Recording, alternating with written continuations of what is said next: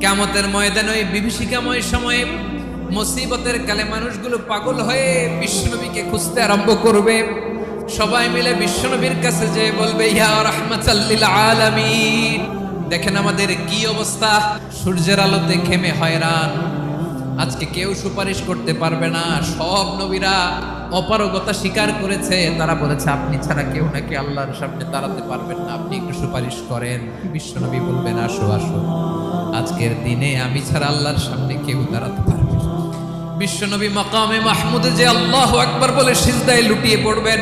বিশ্বনবী এমন ভাবে অজর দ্বারায় সিজদায় লুটিয়ে পড়ে কাঁদবেন, রব্বুল আলামিনের রহমতের দরিয়ায় জোশ লেগে যাবে।